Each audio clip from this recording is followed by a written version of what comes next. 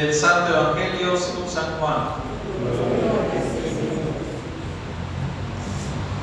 En aquel tiempo Jesús vio al pasar a un ciego de nacimiento y sus discípulos le preguntaron: Maestro, ¿quién pecó para que éste naciera ciego, él o sus padres? Jesús respondió: Ni él pecó, ni tampoco sus padres. Nació así para que en él se manifestaran las obras de Dios. Es necesario que yo haga las obras del que me envió mientras es de día, porque luego llega la noche y ya nadie puede trabajar. Mientras esté en el mundo, yo soy la luz del mundo. Dicho esto, escupió en el suelo, hizo lodo con la saliva, se lo puso en los ojos al ciego y le dijo: Ve a lavarte en la piscina de Siloé, que significa enviado. Él fue, se lavó y volvió con vista. Entonces los vecinos y los que lo habían visto antes pidiendo limosna preguntaban: ¿No es este el que se sentaba a pedir limosna? Unos decían: es el mismo, otros: no es él, sino que se le parece. Pero él decía: yo soy. Y le preguntaban: entonces, ¿cómo se te abrieron los ojos? Él le respondió: el hombre que se llama Jesús hizo lodo, me lo puso en los ojos y me dijo: ve a Siloé y lávate. Entonces fui, me lavé y comencé a ver. Le preguntaron: ¿en dónde está él? Les contestó: no lo sé. Llevaron entonces ante los fariseos al que había sido ciego. Era sábado el día en que Jesús hizo lodo y le abrió los ojos. También los fariseos le preguntaron cómo había adquirido la vista. Él les contestó: me puso lodo en los ojos, me lavé y veo. Algunos de los fariseos comentaban: ese hombre no viene de Dios, porque no guarda el sábado. Otros replicaban: ¿cómo puede un pecador hacer semejantes prodigios?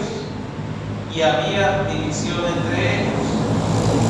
Entonces volvieron a preguntarle al ciego: ¿y tú qué piensas el que te abrió los ojos? Él les contestó que es un profeta. Pero los judíos no creyeron que aquel hombre que había sido ciego hubiera recobrado la vista. Llamaron pues a sus padres y les preguntaron: ¿es este su hijo del que ustedes dicen que nació ciego? ¿Cómo es que ahora ve? Sus padres contestaron: sabemos que este es nuestro hijo y que nació ciego. ¿Cómo es que ahora ve o quién le haya dado la vista? No lo sabemos. Pregúntenselo a él. Ya tiene edad suficiente y responderá por sí mismo. Los padres del que había sido ciego dijeron esto por miedo a los judíos, porque estos ya habían convenido en expulsar de la sinagoga a quien reconociera a Jesús como el Mesías. Por eso sus padres dijeron: ya tiene edad, pregúntenle a él. Llamaron de nuevo al que había sido ciego y le dijeron: da gloria a Dios. Nosotros sabemos que ese hombre es pecador. Contestó él: si es pecador, yo no lo sé. Solo sé que yo era ciego y ahora veo. Le preguntaron otra vez: ¿qué te hizo? ¿Cómo te abrió los ojos? Les contestó: ya se lo dije a ustedes y no me han dado crédito. ¿Para qué quieren oírlo otra vez? ¿Acaso también ustedes quieren hacerse discípulos suyos? Entonces ellos lo llenaron de insultos y le dijeron: discípulo de ese lo serás tú. Nosotros somos discípulos de Moisés. Nosotros sabemos que a Moisés le habló Dios, pero ese no sabemos de dónde viene. Replicó a aquel hombre: es curioso que ustedes no sepan de dónde viene y sin embargo me ha abierto los ojos. Sabemos que Dios no escucha a los pecadores, pero al que lo teme y hace su voluntad, a ese sí lo escucha. Jamás se había oído decir que alguien abriera los ojos a un ciego de nacimiento. Si éste no viniera de Dios, no tendría ningún poder. Le replicaron: tú eres puro pecado desde que naciste.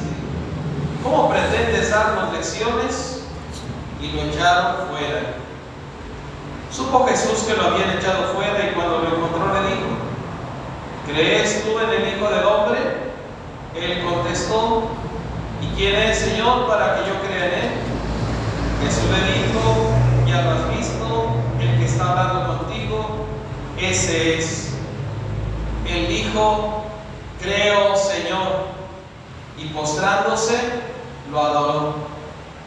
Entonces le dijo Jesús: yo he venido a este mundo para que se definan los campos, para que los ciegos vean y los que ven queden ciegos. Al oír esto, algunos fariseos que estaban con él le preguntaron: ¿entonces también nosotros estamos ciegos?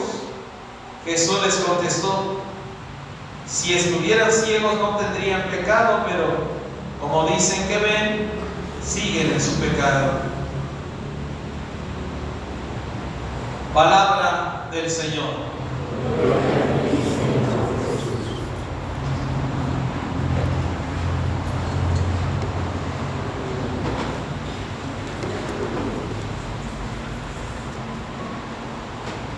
Ha sido un pasaje largo que hemos escuchado, que hemos contemplado en el Evangelio, pasaje del ciego de nacimiento. Es un pasaje que tiene mucha doctrina, mucha teología, mucha espiritualidad, que les invito a que durante la semana lo mediten una y otra vez a la luz principalmente de la segunda lectura que escuchábamos del apóstol San Pablo. Yo les invito simplemente a que consideremos en esta ocasión, dentro de este domingo letal, el domingo de la alegría, en este milagro portentoso, especialmente llamativo, porque no es que Jesús le devolviera la vista a un ciego, sino que le dio la vista a alguien que nunca la había tenido, a alguien que nació con los ojos impedidos y por lo tanto no podía ver desde su nacimiento. Como bien dice el mismo que recibió este milagro, jamás se había oído decir que alguien le diera la vista a un ciego de nacimiento. Por eso llama la atención. Están ante alguien que es mucho más grande que cualquier profeta del Antiguo Testamento. Ahora bien, para nosotros estamos también ante un simbolismo. Estamos ante la presencia de un contenido y una enseñanza más profunda que lo inmediato, que lo evidente. Este ciego de nacimiento representa también a aquellos hombres y aquellas mujeres que no comparten la fe en Cristo Jesús. Aquellas personas que están como ciegas porque no creen en Cristo Jesús. Él mismo se presenta: yo soy la luz del mundo. Y el que cree en mí no andará en tinieblas. Por lo tanto, este hermano nuestro, este hermano que había nacido ciego, representa a todos aquellos hombres y mujeres que no tienen la luz de la fe, que no han aceptado a Cristo como su Maestro, como su Señor, como su Dios Salvador. O aquellos que, habiendo aceptado a Cristo, después lo rechazan, ya sea con apostasía formal, es decir, rompimiento, rechazo de la fe cristiana católica, o bien de manera práctica e implícita. Es decir, no dicen, no lo proclaman, es apostasía, pero con sus obras viven como si no creyeran. Nosotros sí hemos creído en Cristo. Y nosotros tenemos la luz de la fe. ¿Qué significa esto? Que nosotros en Cristo y por la palabra de Cristo sabemos cuál es el sentido profundo de la existencia. Nosotros sí podemos responder a las preguntas fundamentales de la vida. ¿Quién soy? ¿De dónde vengo? ¿A dónde voy? ¿Cómo debo de vivir para ser pleno, para ser feliz? Son preguntas fundamentales que nosotros, los cristianos católicos, por la fe recibida mediante el don del bautismo en la iglesia por el Espíritu Santo, sí tenemos. Nosotros sí tenemos las respuestas a estas preguntas. Ahora que se pone muy de moda presentarse como ateo, es decir, afirmar que Dios no existe, y se presume como si el ateísmo fuera algo bueno, como si los ateos fueran personas especialmente inteligentes, sabias y libres, y lo vemos en muchos ámbitos, tanto en la política. Recuerdo que en el aeropuerto, encontrándome con uno de estos grandes políticos y polémicos, simplemente le saludé diciéndole que nosotros en la iglesia rezábamos por nuestros políticos, y él inmediatamente dijo: gracias, ahora quiero decirle que yo soy ateo. Pues simplemente le dijo: pues eso no importa, mientras que realmente sea humano y se guíe por una conciencia humana. Están ansiosos de presumir que son ateos como si eso los pusiera en una liga mayor, cuando en realidad ser ateos es algo antinatural. Es algo antinatural. Porque el hombre ha sido creado para Dios. El corazón del hombre desea a Dios. Recuerda que ya lo hemos meditado en otras ocasiones, a la luz de esa expresión maravillosa de San Agustín que recoge el Catecismo de la Iglesia Católica: nos hiciste, Señor, para ti, y nuestro corazón estará inquieto, buscando por aquí y por allá, hasta que descanse en ti. Así como la vista es algo connatural al ser humano, por eso cuando una persona nace ciega nos sorprende, porque debería ver, porque es propio del ser humano ver.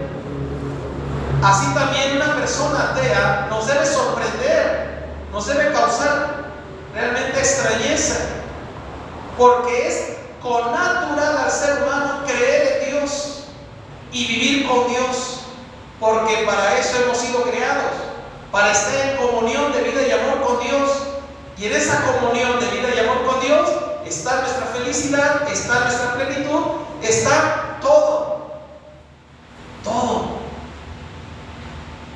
Por eso estos hermanos nuestros que presumen de ateos en la política, en el mundo intelectual y en otros campos, a nosotros no nos sorprenden y nos hacen sentir menos. Al contrario, debemos rezar más por ellos y pedir más por ellos, porque son personas ciegas que caminan por el mundo sin saber el sentido más profundo de su existencia, porque caminan en el mundo sin saber cuál es la meta definitiva de su vida. Y más estas personas que están al frente de nuestros pueblos, con cuánta mayor razón deberían creer en Dios para saber cómo guiar bien a sus pueblos. Por eso se dejan engañar, por eso se dejan embaucar, por eso no tienen conciencia o no se dejan guiar por la recta conciencia. Porque no creen en Dios, porque no tienen una visión sobrenatural de su vida, porque piensan que su felicidad está en lo que puedan devorar en este mundo, y buscan ansiosos dinero, buscan ansiosos placer, buscan ansiosos poder, buscan ansiosos lo que les dé algo de sentido en este mundo. Son personas ciegas, carentes de sentido, porque solo la fe en Cristo Jesús da lo que el corazón desea. Y eso es lo que debemos estar convencidos nosotros. Cuando alguien te hable del ateísmo, cuando alguien te hable de no creer en Dios, cuando alguien se quiera burlar de tu fe, tú con sencillez y humildad, pero también con fortaleza, manifiesta tu alegría, manifiesta tu esperanza, que brotan de la fe en Cristo Jesús, luz del mundo. Pero recuerden también que afecciones de la vista, decíamos ayer, no solamente es la ceguera, esa es la más radical de todas, pero hay otras afecciones de la vista que muchos de nosotros conocemos, o tal vez incluso algunos sufrimos. ya sea miopía, ya sea estigmatismo, ya sean cataratas, glaucomas, etc. Algunos tienen pequeñas úlceras en los ojos. Todas esas afecciones limitan o dañan tu capacidad de ver. Por eso, aunque nosotros podemos decir que creemos en Cristo y que tenemos la luz de Cristo en nuestra vida por la fe, conviene no pensar que ya estamos bien. En esta Cuaresma debemos también revisar cómo estamos en nuestra fe. La fe es un regalo de Dios que se nos ha dado en la iglesia, pero es un regalo que después nosotros debemos aceptar y cultivar para que crezca poco a poco esa fe hasta que lleguemos al cielo. ¿Cómo estamos en la vida de fe? ¿Qué tanto creemos en Cristo nuestro Señor? ¿Te fijaste en este hombre? Cuando conoce a Cristo, ¿qué hace? Creo, Señor. Creo, Señor. ¿Y cómo manifiesta su fe? Dice el evangelista, postrándose, le adoró. Le adoró. Lo cual es una manifestación de la divinidad de Cristo. Este hombre se postra ante el Señor y lo adora, entregándose totalmente a Él y creyendo totalmente en Él. ¿Así es tu fe? ¿Así es nuestra fe en Cristo? Recuerda que la fe tiene que ver con el mandamiento del amor. La fe verdadera es cuando vivimos el mandamiento del amor a Dios y al prójimo. Amarás al Señor con todo tu ser, con toda tu mente. ¿Amas a Dios de esa manera? ¿Le entregas a Dios toda tu vida? ¿Te comportas, vives según la palabra de Dios y solo buscando en todo agradar a Dios? Ahí es donde te digo que hay que meditar este pasaje del Evangelio a la luz de la segunda lectura, porque San Pablo nos dice qué significa andar en la luz: vivir conforme lo que le agrada a Dios. Esa es la verdadera fe, y eso es vivir en la fe. Buscar en toda nuestra vida y con todo nuestro comportamiento solo y únicamente lo que le agrada a Dios. ¿Verdad que no es difícil entender lo que significa vivir de la fe? Pero pregúntate en esta Cuaresma, ¿qué tanto has avanzado en este camino de la fe? ¿O qué tanto te falta recorrer este camino de la fe? También recuerda cómo este hombre, cuando recibe la luz de Cristo, cuando tiene la capacidad de ver gracias a Jesús, a pesar de las incomodidades, a pesar de los ataques, a pesar de las amenazas y con el riesgo, como le sucedió, de que fue expulsado de la comunidad judía, este hermano nuestro no dejó de dar testimonio de lo que había hecho Dios por él a través de Jesús. Una y otra vez daba testimonio, una y otra vez daba testimonio. Eso es vivir también de la fe, dar testimonio de la fe. No te avergüences de Cristo Jesús, no te avergüences de tu iglesia, no te avergüences de tu fe. Da testimonio de tu fe las veces que sean necesarias, las veces que sean convenientes, e incluso cuando te ponen trampas o zancadillas. Da testimonio de tu fe. Los niños deben dar testimonio de su fe. Los adolescentes, los jóvenes deben dar testimonio de su fe, y especialmente entre sus amigos, entre sus compañeros de escuela, de trabajo, de convivencia.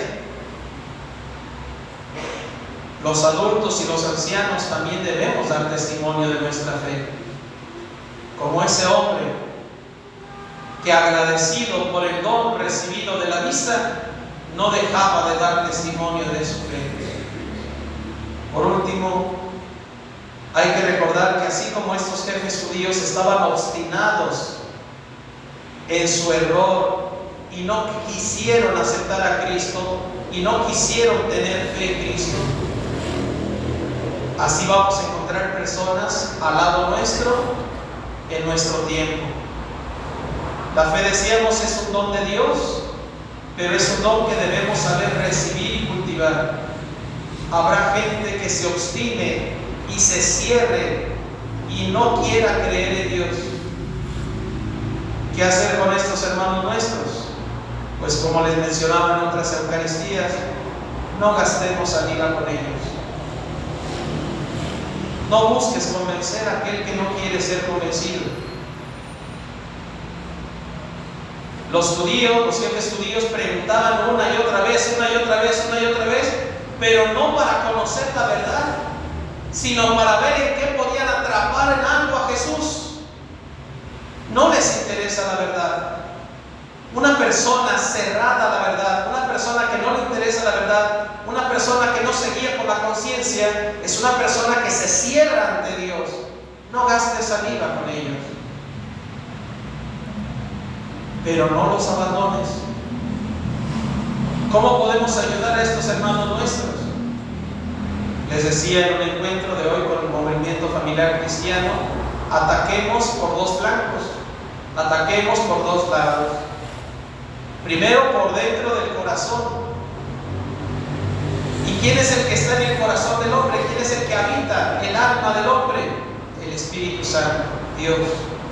Reza por ellos, ora por ellos, ofrece la Eucaristía por ellos, realiza tus mortificaciones por ellos, para que el Espíritu Santo mueva esos corazones, encarne esos corazones, disponga esos corazones duros. Pero junto con la oración tenemos también que ayudar a nuestros hermanos con nuestro ejemplo, no con palabras, no con argumentos, sino con nuestro testimonio de vida. Que ellos vean que verdaderamente creemos cumpliendo la palabra de Dios, aunque nos cueste, aunque sea difícil. Y entonces sí confiamos que en el momento en que Dios quiera, por la obra del Espíritu Santo en el corazón de estas personas y por la fuerza de nuestro testimonio, tarde o temprano también estas personas creerán en Dios como nosotros. Y a lo mejor incluso salen personas con una fe mucho más fuerte que nosotros. Pidámosle a nuestra Madre Santísima, la Virgen María, a San José, que celebramos de manera muy especial en este mes de marzo, a todos los ángeles y santos, especialmente a los santos mártires mexicanos, fruto de la persecución religiosa aquí en México, que nos ayuden a tener una verdadera fe en Cristo Jesús, que nuestra fe la vivamos en unión con toda la Iglesia y que sepamos dar testimonio de nuestra fe en Cristo en cualquier momento de nuestra vida y en cualquier circunstancia. Que así sea. Que así sea.